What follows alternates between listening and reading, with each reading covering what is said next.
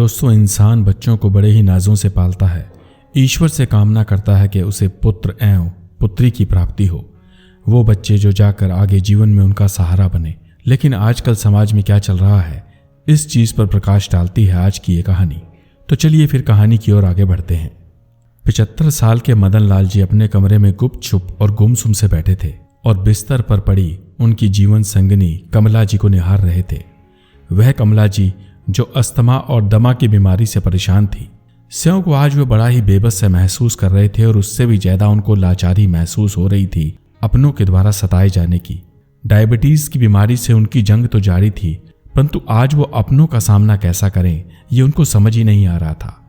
सोचने वाली बात यह थी कि जिस उम्र में बच्चों को माँ बाप की सेवा करनी होती है, जिस उम्र के लिए बच्चों की कामना की जाती है, जिस उम्र के लिए बच्चों को बड़ा किया जाता है, उनका लालन पालन किया जाता है, आज स्यों मदन लाल जी अपनी पत्नी के साथ अपनी सेवा और अपनी देखभाल करने के लिए खुद लाचार थे। ऐसा नहीं है कि वो अकेले थे, उनका एक बेटा था जिसका नाम था दीपक। वो दीपक जो शादी के 15 सालों के बाद उनकी गोद में आया था। जब दीपक बड़ा हुआ तब तक उनकी उम्र ढल चुकी थी। कमला जी ने और मदन जी ने बच्चे को पलकों पर बिठा कर रखा। दीपक मुंह खोलता था, उसकी सभी फरमाइशें पूरी कर दी जाती थी। चूंकि पढ़ाई में दीपक बचपन से ही होशियार था, तो दोनों माता पिता ने जी जान लगा दी ताकि उसकी पढ़ाई पूरी हो सके। दीपक की इच्छा थी कि वह अपने बड़े सपनों को पूरा करे और विदेश में जाके शिक्षा ले, जिसको पूरी करने के लिए उन्होंने अपना घर, मकान, खेत सब कुछ बेच दिया था, या यूं कहें कि सब कुछ दांव पर लगा दिया था। मदन लाल जी अक्सर यही सोचते रहते थे कि उनका एक मित्र था जो उन्हें सलाह दिया करता था कि भाई मदन, तू सब कुछ लुटाता जा रहा है, बुढ़ापे के लिए क्या रहेगा तेरे पास। तब छाती ठोक कर मदन लाल जी एक ही बात कहते थे, है ना मेरा बेटा, मेरी असली पूंजी, मेरा अभिमान, मेरा स्वाभिमान, जो मुझे कभी भी झुकने नहीं देगा। और यह कहते हुए अक्सर उनका सीना चौड़ा हो जाया करता था। साथ ही उनका मित्र एक सुझाव भी देता था कि भाई मदन लाल, तू जमीन क्यों बेच रहा है, घर क्यों बेच रहा है, तू कर्जा भी तो ले सकता है, आगे बुढ़ापा आएगा तो तेरे को दिक्कत होने वाली है। परंतु मदन लाल जी उसकी बातों को दरकिनार कर देते थे और आज उनको वही बातें याद आ रही थी। विदेश से पढ़ाई करने के बाद जब दीपक वापस अपने देश लौटा तो उसकी इच्छा यही थी कि वह किसी भारतीय लड़की से शादी करे और जिसके लिए उसे पसंद आई कविता, वही कविता जिससे मदन लाल जी और कमला जी ने दीपक की शादी करवा दी। साथ ही अब दीपक की नौकरी एक मल्टीनेशनल कंपनी में लग चुकी थी, जिसमें वह एक बड़े ओहदे पर काम करने लगा था। अब तक उसने अच्छा सा धन कमाकर एक घर भी खरीद लिया था, जिसमें वह अपने माता पिता यानी मदन लाल जी, कमला जी, कविता और खुद रहा करता था। परंतु ना जाने क्या उसके अंदर क्या मन में हुड़क थी कि वह दोबारा जाकर विदेश में बसना चाहता था और बाकी की जिंदगी को बिता देना चाहता था। अतीत में खोए मदन लाल जी को अचानक ही उनकी बहू और बेटे दीपक की बातों और बातचीत की आवाज ने वर्तमान में लाकर खड़ा कर दिया। कविता, सारा सामान पैक हो गया ना? ध्यान रखना कुछ छूट ना जाए। माँ बाबूजी के सारे गर्म कपड़े रख देना और खाने के बाद वो जो भी दवाइयाँ खाते हैं उन्हें रखना मत भूलना। अरे दीपक, तुम चिंता मत करो, मैं एक एक चीज़ को बड़े ध्यान से रख रही हूँ और अगर वैसे भी कुछ छूट गया तो वहाँ जो लोग हैं वो उन्हें मंगवा देंगे। तुम भी ना बस बेसिर पैर की चिंता करते रहते हो, वहाँ उन्हें कोई तकलीफ नहीं होगी। कविता दीपक को चिंतित होता देखकर बस बोले जा रही थी, ठीक है, हम कल सुबह ही उन्हें वहाँ छोड़ आएंगे और वैसे भी 10 दिनों के बाद हमारी फ्लाइट है। उससे पहले हमें इस घर के फर्नीचर और इस घर को और सारे सामान को भी तो बेचना है। इस काम को करने में बहुत समय लगने वाला है। मदन लाल जी अपने कमरे में बैठे बहू और बेटे की बातों को दिल पर पत्थर रखकर सुनते जा रहे थे और उनका दिल बैठा जा रहा था। वैसे तो कविता एक अच्छी लड़की थी जिसने घर को संभाल रखा था, लेकिन ना जाने क्यों उसे अपने बूढ़े सास ससुर यानी कि कमला जी और मदन लाल जी हमेशा आंखों में खटकते रहते थे। वह हमेशा दीपक से एक ही बात कहती थी कि तुमने शादी करके मुझे अपने घर बुला तो लिया है, लेकिन शायद बस मेरा यहाँ आना इनकी सेवा और दवा दारू के लिए ही हुआ है। तुमने मुझे इनकी आया बना के रख दिया है। मेरी अपनी तो कोई इच्छाएं हैं नहीं, ना मैं कहीं आ पाती हूँ, जा पाती हूँ। जब देखो माँ बाबूजी के लिए गर्म खाना बना दो, ताज़ा खाना बना दो, हल्का फुल्का खाना बना दो, इनको इंसुलिन का इंजेक्शन लगा दो, दवाइयों का ध्यान रखो। दीपक, सच में मैं तंग आ गई हूँ इस ज़िंदगी से। मेरी तो अपनी कोई ज़िंदगी रही नहीं। मुझे तो लगता है मैं तुम्हारी पत्नी बनकर नहीं बल्कि एक नर्स बन के आई हूँ। तो इस तरह इस रोज रोज की बहस से दीपक भी अब परेशान हो चुका था। एक दिन कविता के मायके में शादी का प्रोग्राम था। वहां जाने की बात हुई, परंतु तभी दीपक ने कहा, कविता, जाने से पहले माँ बाबूजी के लिए खाना बना दो। तुम्हें पता है ना उनको दवाई खानी होती है। नहीं, पहले मुझे ब्यूटी पार्लर जाना है, मैं तैयार होके आऊँगी। और एक बात बताना, अगर खाना बनाने और बर्तन साफ करने और सारे कामों में लग गई तो 1.5-2 घंटे तो इसी में लग जाने वाले हैं। फिर कब मैं ब्यूटी पार्लर जा पाऊंगी, कब तैयार होंगी, कब हम शादी में पहुंचेंगे? ऐसे तो बहुत देर हो जाएगी, घंटों निकल जाएंगे इसमें। ऐसा करो, तुम आज उनके लिए बाहर से खाना मंगा दो। कविता, समझो मेरी बात को, दीपक ने बड़े प्यार से कहा। माम और बाबूजी की अब उम्र बाहर का खाना खाने की नहीं रही। तुम्हें पता है उनकी तो वैसे ही तबीयत खराब रहती है। हम शादी में थोड़ी देर में भी जा सकते हैं, इससे कोई फर्क नहीं पड़ता। कोई फर्क नहीं पड़ता। यह कहकर कविता एकदम तुनक पड़ी। मेरे मायके में शादी है ना, इसलिए तुम्हारे में कोई जोश दिखाई नहीं देता। भाई मेरी तो जिंदगी ही खराब हो गई है तुमसे शादी करके। अब ना तो किसी शादी में जाना होता है, ना ही मेरी कोई खुशियां हैं।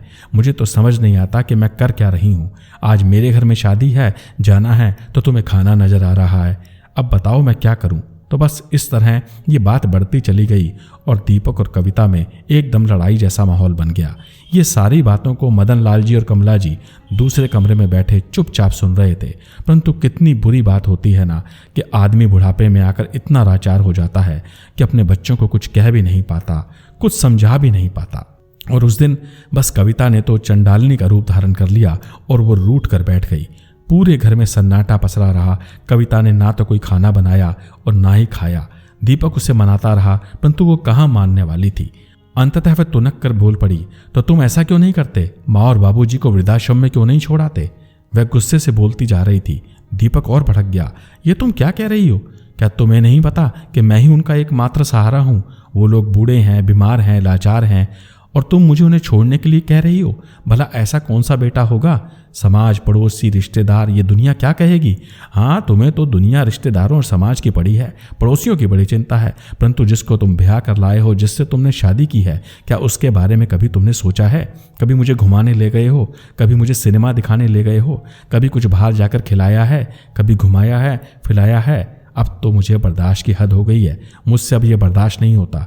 देखो, मुझे इन दोनों से मुक्ति चाहिए। मैं नहीं जानती तुम कैसे करोगे। अगर नहीं तो ठीक है, संभालो अपना घर। मैं जा रही हूँ अपनी मायके, और याद रखना फिर कभी लौट कर नहीं आऊंगी।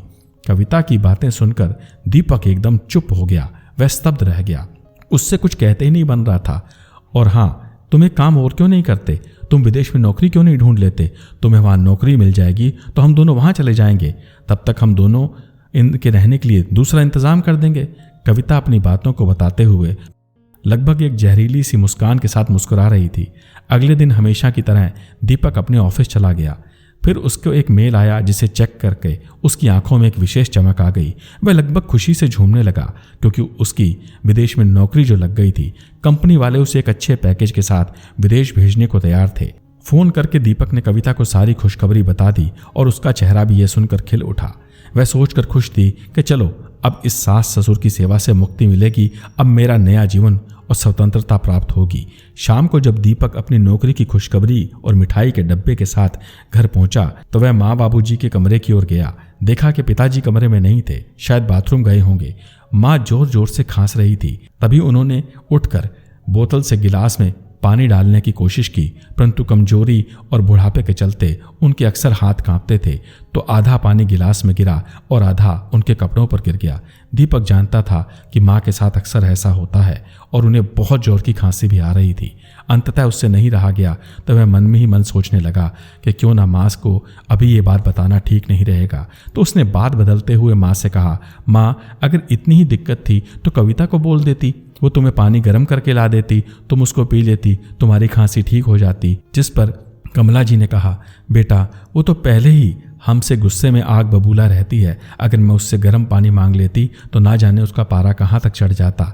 यही सोचकर कि बहू और बेटे में लड़ाई ना हो, वो लगभग चुप हो गई और पंखे की तरफ देखते हुए बोली, बेटा, कल रात से हम दोनों सो नहीं पाए हैं। तेरे पिताजी और मैं बड़े परेशान रहे। ये पंखा चलते हुए बहुत जोर जोर की चूचू की आवाज़ करने लगा है। कल बेटा तेरे ऑफिस की छुट्टी है ना, तो तू इस पंखे को ठीक करा देना ताकि हम चैन से सो पाएं। और हाँ, मेरी और बाबूजी की दवाइयाँ भी ख़त्म हो गई हैं। अगर हो सके तो तू उनका भी इंतज़ाम कर दे।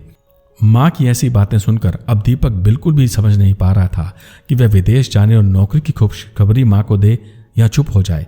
उसके मुंह से एक भी शब्द नहीं निकल पा रहा था। इतने में कविता ने कमरे में प्रवेश किया और बोली, माँ जी जो भी दवाइयाँ मंगानी हैं 1-1, 2-2 महीने की इकट्ठी मंगा लीजिएगा, और हाँ अब इस पंखे को ठीक कराने की ज़रूरत ही नहीं पड़ेगी। बहू की बातें सुनकर कमला जी हैरान रह गई।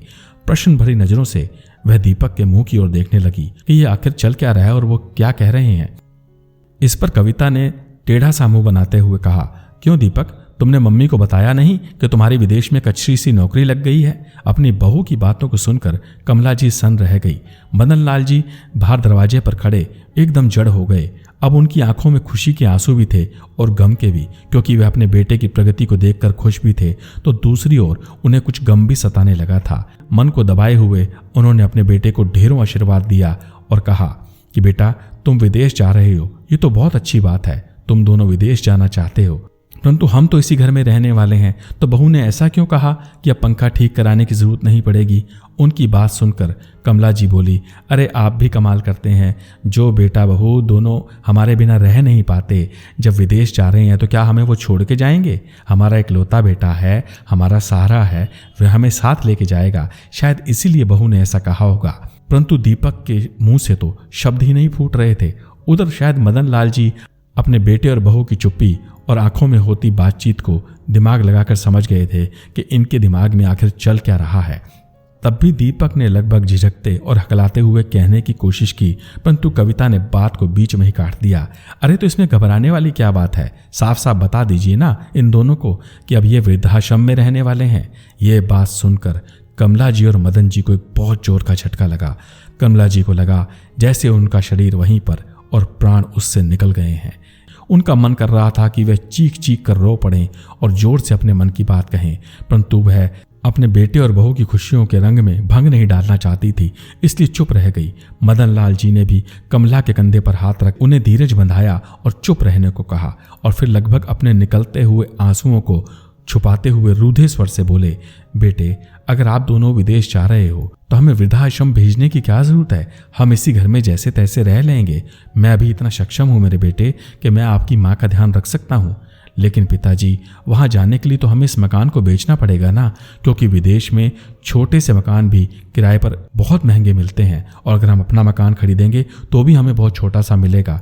तो अगर हमें वहाँ पर रहना है तो हमें पैसों की आवश्यकता होगी, और उन पैसों को इकट्ठा करने के लिए हमारे को ये वाला मकान तो बेचना ही पड़ेगा।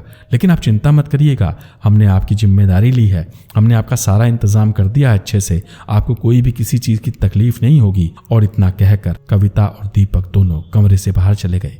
बेटे और बहू की बातों को सुनकर कमला जी और मदन लाल जी वो बहुत परेशान हो गए और कहने लगे, देखो कितनी अच्छी जिम्मेदारी निभा रहे हैं ना हमारे बच्चे, हमें जीते जी अपने ही देश में छोड़कर वृद्धाश्रम और जा रहे हैं खुद विदेश। और जो भी सारी जमा पूंजी उन्होंने अपने बेटे के लिए खर्च कर दी थी, आज वह उसी के लिए बेघर हो रहे हैं। इस पर कमला जी रोते हुए बोली, इससे तो शायद मेरी गोद ही सुनी रहती तो मैं ज़्यादा अच्छी रहती। कम से कम एक बार झूठे मुँह ही कह दिया होता कि माँ बाबूजी आप भी साथ चल लीजिए, बुढ़ापे में आप हमारे साथ रहेंगे तो हमारा भविष्य बना रहेगा, आपका प्यार मिलता रहेगा। परंतु नहीं, ऐसा नहीं हुआ। वो तो अपनी माँ बाप की कुर्बानी देने पर तुले हैं। अपने बेटे और बहू की बातों को सुनकर मदन लाल जी और कमला जी को ये एहसास हो चुका था कि इस उम्र की बूढ़ी आंखों ने अभी और भी कष्ट शायद देखने हैं। तो इस तरह दीपक और कविता को अब विदेश जाने में तो केवल 10 ही दिन शेष रह गए थे। अतः कविता ने पैकिंग करनी आरंभ कर दी और घर का सारा सामान वह निकालने लगी और बोली, माँ जी आपने भी ना जाने कितना ये कबाड़ा सा इकट्ठा कर रखा है, इनको बेचने में तो लगता है हफ्तों लग जाएंगे। तब कमला जी ने कहा, बहू जो तुझे कबाड़ा लग रहा है ना बेटा, ये मेरे सालों की गृहस्थी का सामान है। एक एक चीज़ को मैंने और तेरे पिताजी ने बड़े चाव से खरीदा था, संजो कर प्रेम से रखा था, इनसे हमारी यादें जुड़ी हैं, और तुझे ये कबाड़ा लगता है। माँ आप कुछ भी कहो, लेकिन मुझे इन सब सामान को तो बेचना पड़ेगा। ऐसा कहकर कविता पुरानी रखी सभी चीज़ों को एक कोने में पटकने लगी।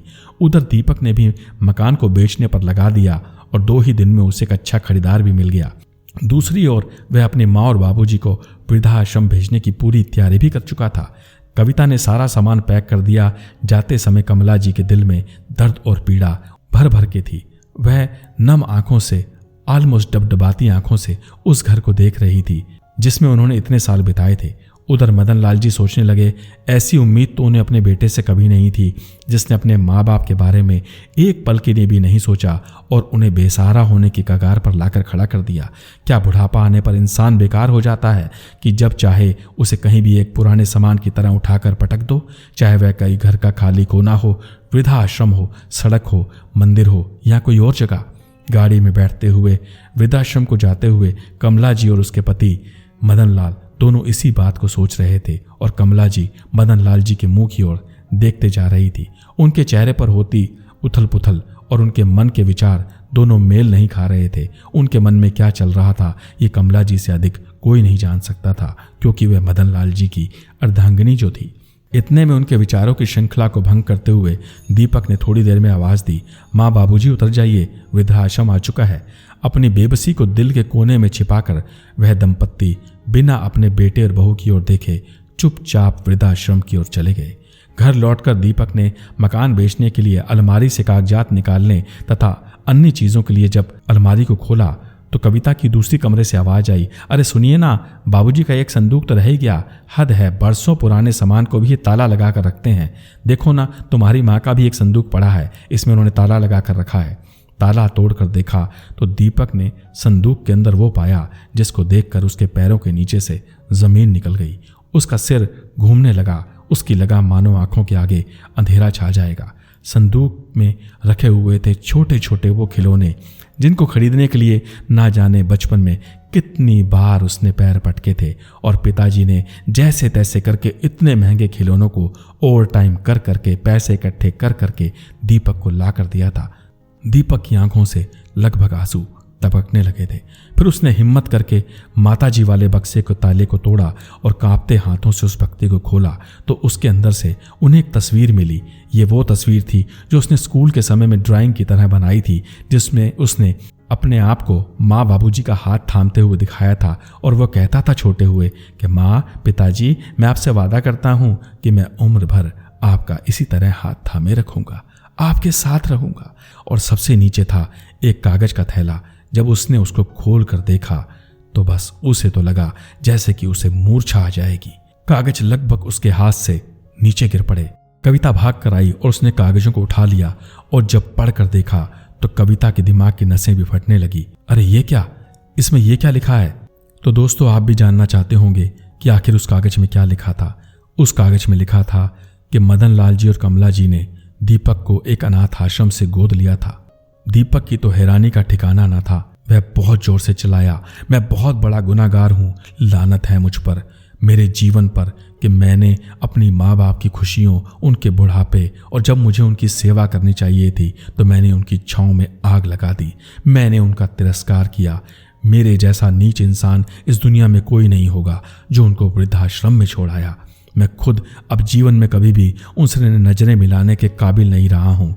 ऐसा कहते हुए दीपक ने अपने फ्लाइट की टिकटों को जेब से निकाला और फाड़ कर टुकड़े टुकड़े कर दिया और हवा में उड़ा दिया, और तुरंत ही प्रॉपर्टी डीलर को फ़ोन लगाकर मकान बेचने की डील को कैंसिल कर दिया और साफ कह दिया, खजाना 1 रुपया हो चाहे 1 लाख रुपया मैं भरूंगा, पर अब हमारा मकान नहीं बिकेगा। और साथ ही बोला, कविता, तुम भी एक बात को कान खोलकर सुन लो, अगर तुमने मेरे माँ बाबूजी की सेवा करनी है, हमारे साथ रहना है, ठीक है, नहीं तो दरवाज़ा वो खुला है, तुम जा सकती हो जिसके साथ, जिसके यहाँ भी चाहो।